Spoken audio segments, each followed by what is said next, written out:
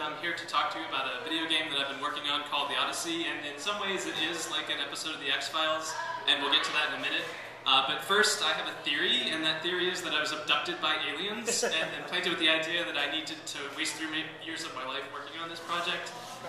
It started whenever I went to Scotty's Castle in 2007, and there's like all this weird stuff there, including a wall in the basement that they tell you doesn't appear on any of the blueprints. And so, of course, my conspiracy theory brain goes, holy crap, there's a cave under Scotty's Castle leading to Area 51. So, obviously, right, I mean, the facts are right there. But if you do some research, there really is a spring which comes from the base where Area 51 is located. So maybe not so crazy. And I had caves on my mind because earlier in that trip I was at Carlsbad Caverns looking at cave pearls. Here's the next slide.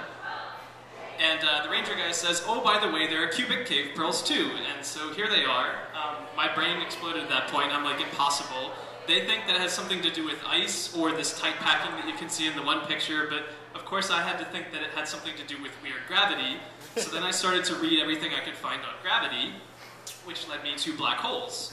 And so black holes have this bizarre fact that as you go towards the singularity, time actually goes down towards the singularity.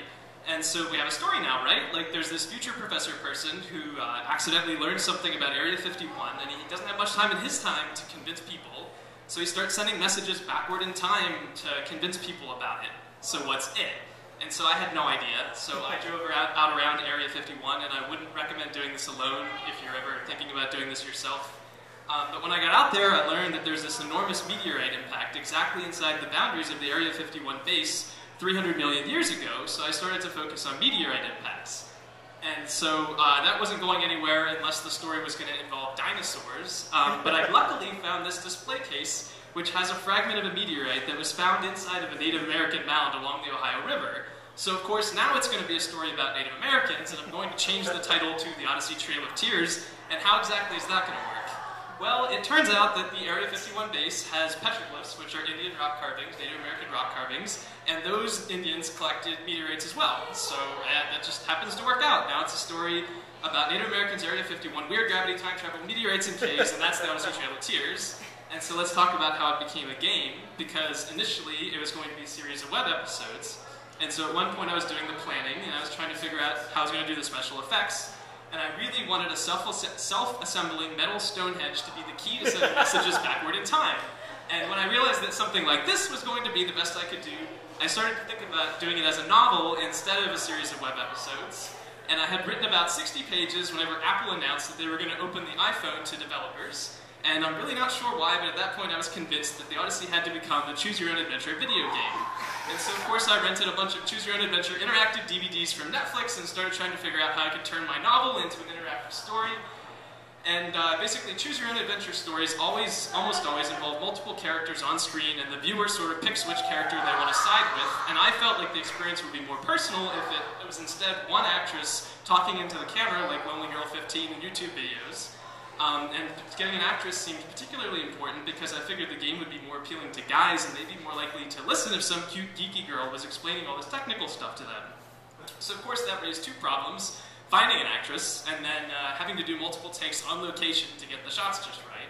And I went through a bunch of terrible actresses on Craigslist, and I accidentally found one that might have worked. But then I had my doubts about shooting on location, so I decided to scrap that idea entirely and do all the exposition as voiceover on scenery shots. And then, of course, since there was minimal on-camera acting, I figured I'd just do it all myself instead of having to work out a compensation for an actress. And so there's lots of revise in here, as you can see.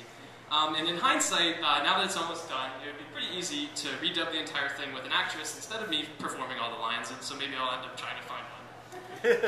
So then there's the story of the structure, and I didn't like the idea of having to play the game more than one time in order to get to all the endings, which is kind of like the traditional way that Choose Your Own Adventure works.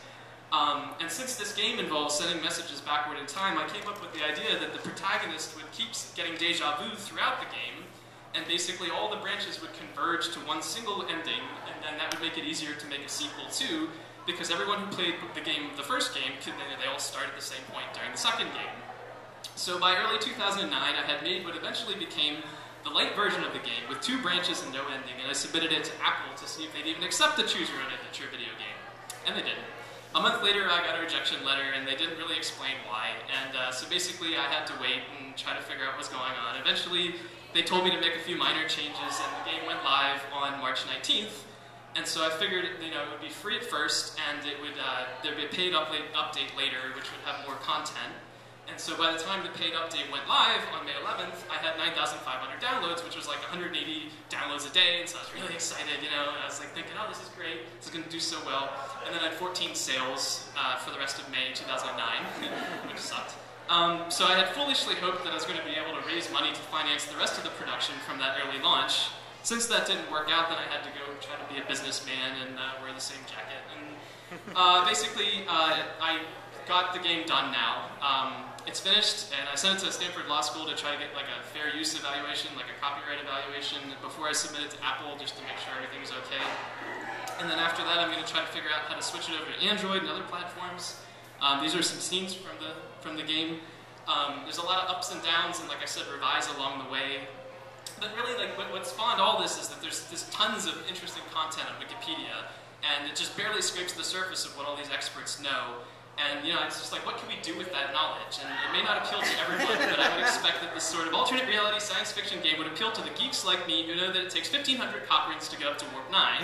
And just like Star Trek inspired so much of what we're building today, I'm hoping that maybe pieces of the Odyssey will end up being reality tomorrow, because those aliens wouldn't have lied to me 3 years ago, would have they? It's the Odyssey, Trail 2.